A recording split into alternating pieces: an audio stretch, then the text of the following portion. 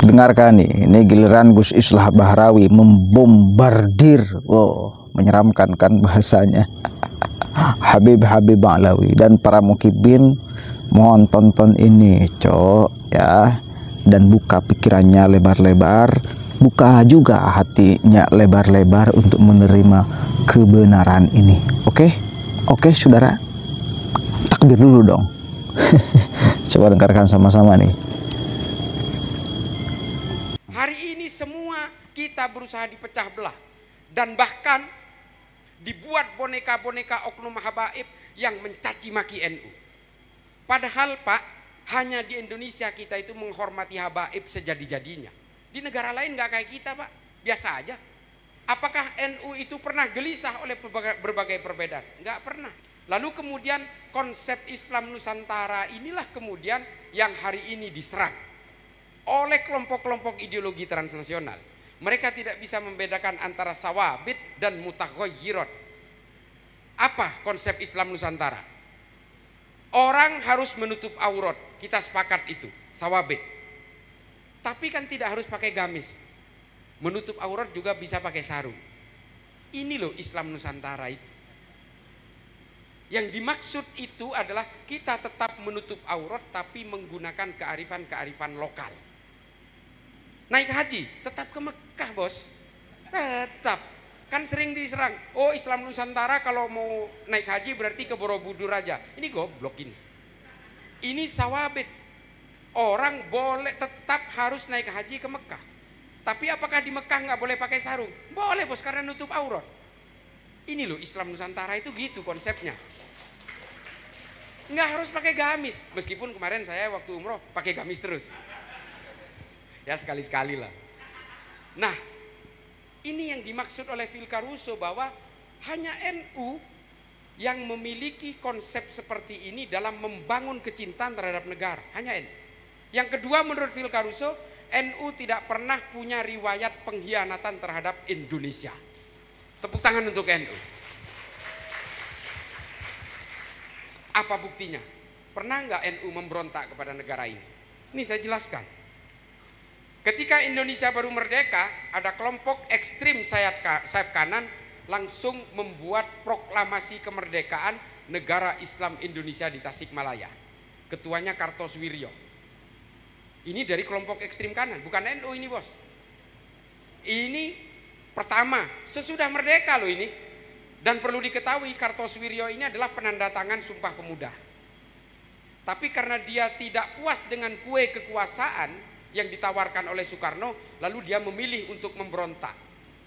Oleh Soekarno dia ditawari untuk menjadi Menteri Agama, dia nggak mau. Dia maunya menjadi Wakil Presiden. Tapi kemudian kekecewaan itu, dia membuat enklave sendiri di Tasikmalaya dan memproklamirkan negara Islam Indonesia. Berkhianat sudah. Lalu kemudian membuat downliner, membuat firqoh baru, Andi Aziz di Makassar, Kahar Muzakkar Kalimantan Selatan. Ini semua Darul Islam Tentara Islam Indonesia, kelompok ekstrim sayap kanan. Ini mereka. Lalu pada zaman Soekarno, NU seperti apa? NU bahkan mau berdampingan dengan komunis dalam konsep nasakomnya Soekarno. Demi apa? Demi negara Pak. Demi negara. Adik-adikku sekalian, NU itu kalau udah negara, udahlah pokoknya merem aja, pasang badan. Sampai disuruh berdampingan dengan komunis pun mau. Gimana? Dan setelah itu apa? Orang-orang komunis menyembelih kiai-kiai dan santri NU. Dan ketika orang-orang NU melakukan perlawanan, dituduh pelanggaran HAM. Ini NU ini. Padahal dia pasang badan untuk negara ini. Dan ketika zaman Soeharto, digencet, diintimidasi, diawasi, dicurigai NU. Ketika Gus Dur menjadi ketua PBNU, dibuat sosok tandingan namanya Abu Hasan di Muktamar NU di Cipasung tahun 94. Karena apa? Soeharto takut dengan kekuatan besar NU untuk menggusur kekuasaannya. Sehingga apa? Gus Dur ingin digusur oleh Soeharto untuk diberikan sosok baru, orangnya pemerintah, namanya Abu Hasan. Ini NU selalu dicurigai. Lalu kemudian ketika Gus Dur diturunkan oleh kelompoknya gelandangan politik secara inkonstitusional, Apakah ada orang Nahdien yang memberontak? Datang ke Jakarta berbondong-bondong menghancurkan dan membakar Jakarta? Ada nggak? Nggak ada. Ini tokoh utamanya NU. Diturunkan paksa menjadi dari kursi kepresidenan, didegradasi dengan undang-undang yang memang dibuat untuk menurunkan Gus Dur. Apakah orang NU kecewa lalu meludahi Monas sehingga Monas tenggelam oleh ludahnya orang NU? Nggak ada. Apakah orang NU kemudian menjadi Monas Limin? Enggak ada. Apa kata Gus Dur? Tidak ada jabatan yang harus dipertahankan mati-matian. Persatuan dan kesatuan negara ini jauh lebih penting. Itu Nahdlatul Ulama. Nah kemudian Nahdlatul Ulama ini menjadi kokoh dan menjadi penting di Indonesia. Makanya kemudian kelompok Hizbut Tahrir, Wahabi Salafi, kelompok-kelompok Ikhwanul Muslimin ingin merobohkan NU, bos. Hari ini semua kita berusaha dipecah belah.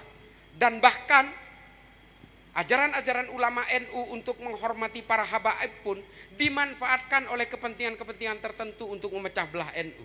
Dibuat boneka-boneka oknum habaib yang mencaci maki NU. Padahal Pak, hanya di Indonesia kita itu menghormati habaib sejadi-jadinya. Di negara lain nggak kayak kita Pak, biasa aja. Biasa aja, ketemu Habib tuh biasa. Bahkan salaman begini itu di negara lain itu. Di Pakistan, di India, saya kan sudah keliling hampir separuhnya dunia ini.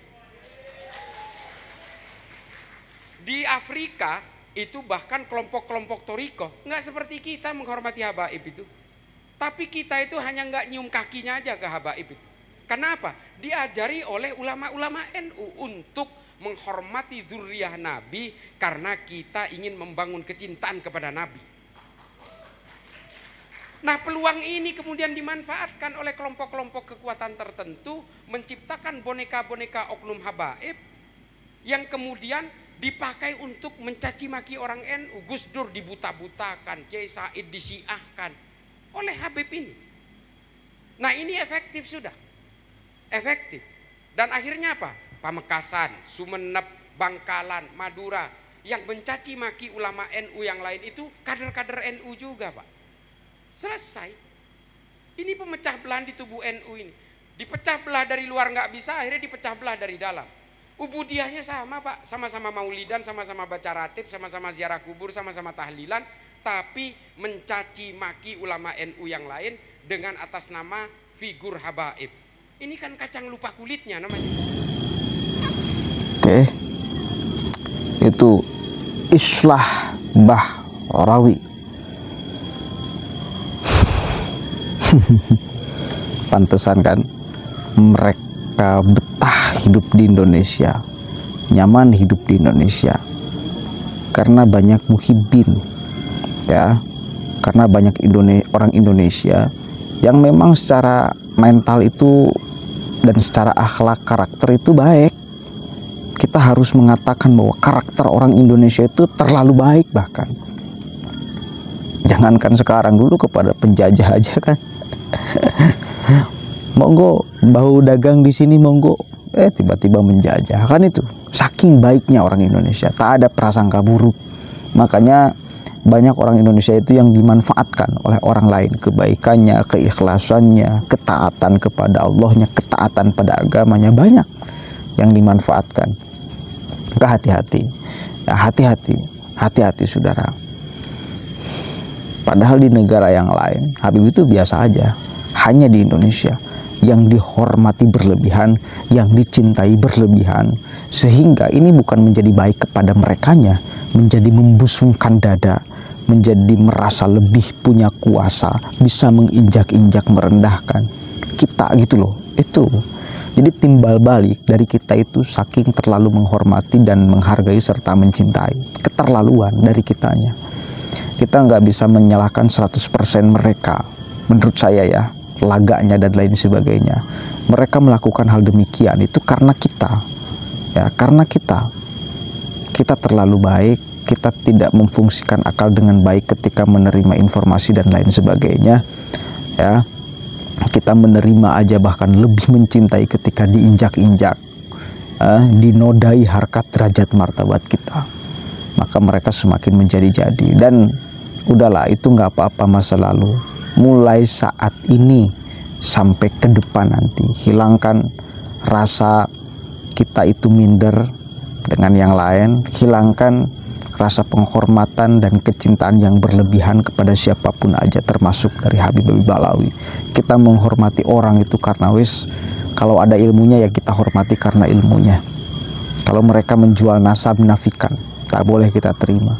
Kalau mereka tidak sopan menjual nasab di republik ini, di rumah kita apalagi, usir aja, usir. Assalamualaikum warahmatullahi wabarakatuh.